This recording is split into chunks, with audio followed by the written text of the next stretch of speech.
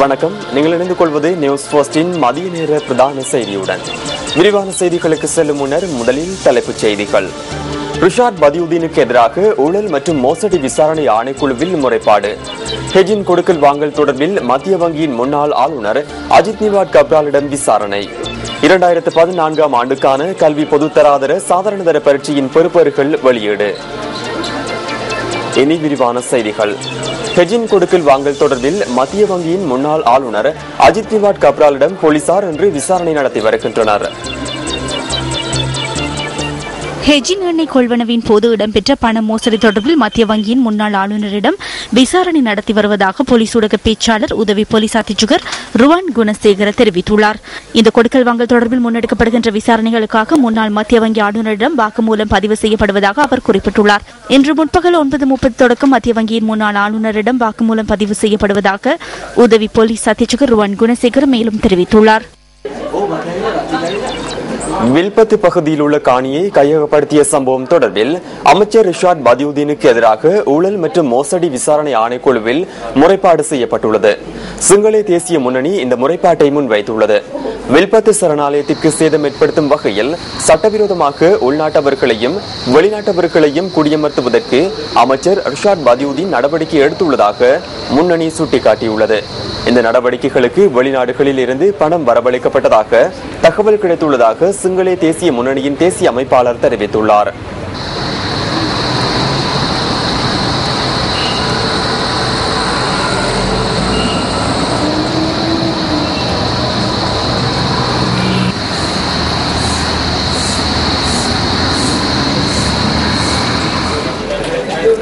இதேவேளை முன்னாள் கல்வி அமைச்சர் பந்துல குணவர்தன இன்று ஊழல் மற்றும் மோசடி விசாரணை ஆணைக்குழுவிற்கு வருகை தந்திருந்தார்.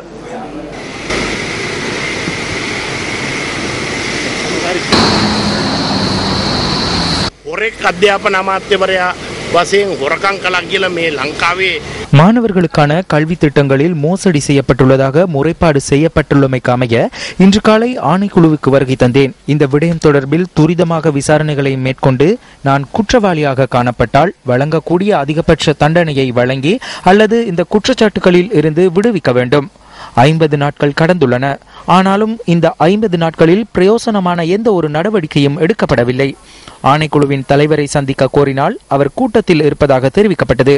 30 நிமிடங்கள் காத்திருந்தேன். தொலைபேசியிலும் அவரை தொடர்பு கொள்ள முடியவில்லை.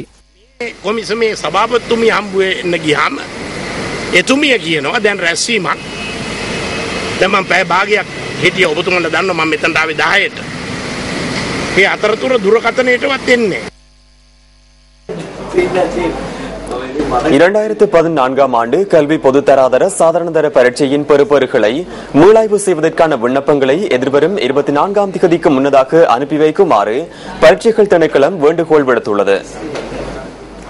பெறுபேறுகளை மீளாய்வு செய்வதற்கான விண்ணப்ப படிவம் பெறுபேறு பட்டியலுடன் அதிபர்களுக்கு அனுப்பி வைக்கப்படுவதாக திணைக்களம் தெரிவித்துள்ளது. தனியார் பரீட்சாதிகளுக்கான மாதிரி விண்ணப்ப படிவம் பத்திரிகையில் பிரசுரிக்கப்பட உள்ளதாகவும் பரீட்சைகள் திணைக்களம் தெரிவித்துள்ளது. கடந்த வருடம் நடைபெற்ற கல்வி பொது தராதர சாதாரணதர பரீட்சையின் பெறுபேறுகள் இன்று வெளியாகின.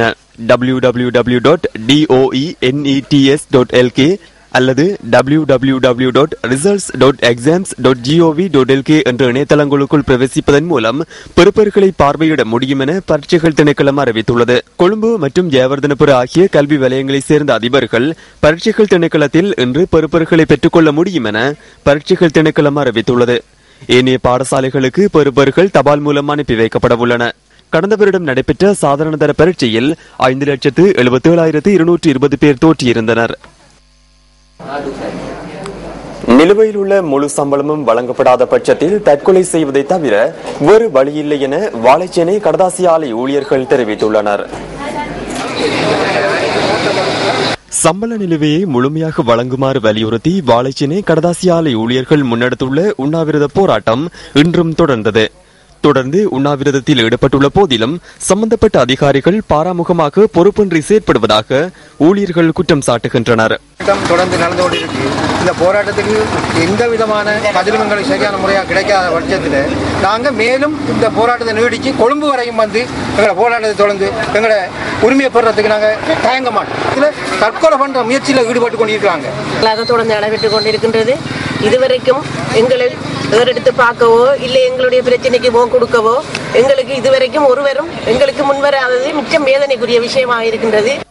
நிலுவை சம்பளத்தை முழுமையாக வழங்கும் வரை போராட்டம் தொடரும் என உறுதியாக தெரிவித்துள்ள ஊழியர்கள் பாரதூரமான விளைவுகள் ஏற்படுவதற்கு முன்னர் தீர்வு வழங்கப்பட வேண்டும் எனவும் குறிப்பிடுகின்றனர். ஆலை ஊழியர்களாகிய நாங்கள் கடந்த 15 நாட்களாக எங்களுடைய 5 மாத சம்பள கோரிக்கையை முன்வைத்து நடத்தப்படுகின்ற இந்த உண்ணாவிரதமானது இன்று 2 மணி வரைக்கும் நாங்கள் எங்களுக்கு காலக்கெடு விதித்திருக்கிறோம். வடமாகாணத்தை சேர்ந்த பட்டதாரி ஆசிரியர்களுக்கு இன்று நிரந்தர நியமனங்கள் வழங்கப்பட்டன. இந்த நிகழ்வு வடமாகாண முதலமைச்சர் சி.வி. விக்னேஸ்வரன் தலைமையில் இடம்பெற்றது. வடமாகாணத்தை சேர்ந்த 252 பட்டதாரி ஆசிரியர்களுக்கு நிரந்தர நியமன கடிதங்கள் வழங்கப்பட்டன. கணித, விஞ்ஞான, ஆங்கில, விவசாய மற்றும் தகவல் தொழில்நுட்ப பாட ஆசிரியர்களுக்கு நிரந்தர நியமனங்கள் வழங்கப்பட்டன. இந்த நிகழ்வில் வடமாகாண கல்வி அமைச்சர் தம்பிராசா குருகுலராஜா, சி.வி.கே. சிவஞானம், வடமாகாண சபை உறுப்பினர்கள் மற்றும் பொதுமக்கள் என பலரும் கலந்து கொண்டனர். மட்டக்களப்பு பொலனறுவை வீதியில் வாழைச்சேனை பகுதியில் மோட்டார் சைக்கிள் ஒன்று விபத்துக்குள்ளானதில் ஒரே குடும்பத்தை சேர்ந்த 2 உயிரிழந்துள்ளனர். மட்டக்களப்பிலிருந்து பொலனறுவைக்கு சென்று கொண்டிருந்த மோட்டார் சைக்கிள் வேக கட்டுப்பாட்டை இழந்து மின்கம்பத்துடன் மோதியதில் இவர்கள் உயிரிழந்துள்ளதாக போலீசார் தெரிவித்துள்ளனர். நேற்றிரவு 10 மணி அளவில் இடம்பெற்ற விபத்தில் 23 மற்றும் 27 வயதான 2 உயிரிழந்துள்ளனர்.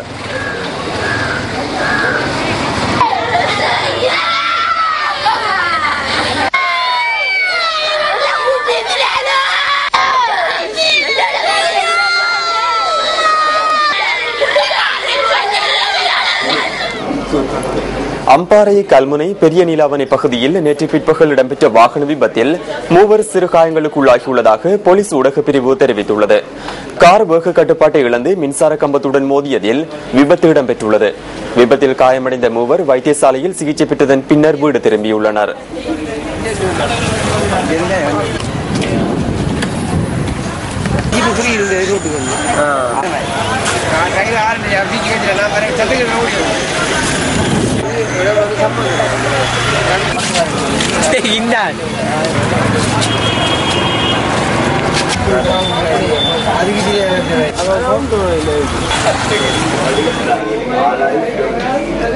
நாட்டின் பொருளாதார அபிவிருத்திக்கு போக்குவரத்து அளப்பரிய பங்கு வகிக்கின்றது.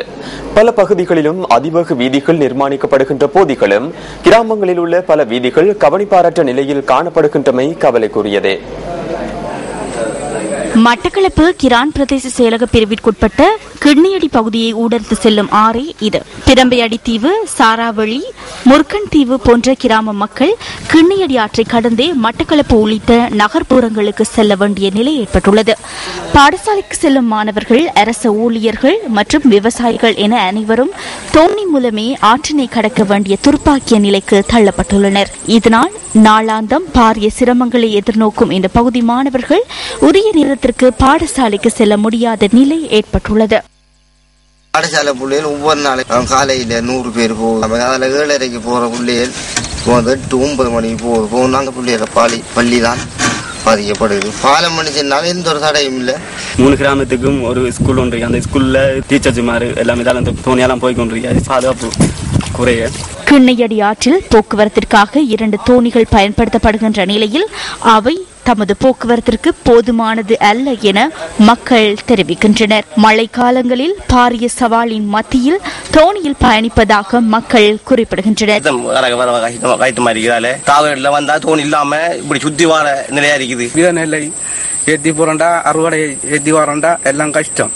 நாடு அபிவிருத்தியை நோக்கி பயணித்துக் கொண்டிருக்கும் சந்தர்ப்பத்தில் கிராமப்புறங்கள் கவனிப்பாரற்ற நிலையில் காணப்படுகின்றமை கவலைக்குரிய விடயமாகும். தாம் நாளாந்தம் அச்சத்தின் மத்தியிலேயே பயணிப்பதாக குறிப்பிடும் மக்கள் இதற்கான தீர்வினை உரிய அதிகாரிகள் பெற்றுத்தர வேண்டும் என கோரிக்கை விடுக்கின்றனர்.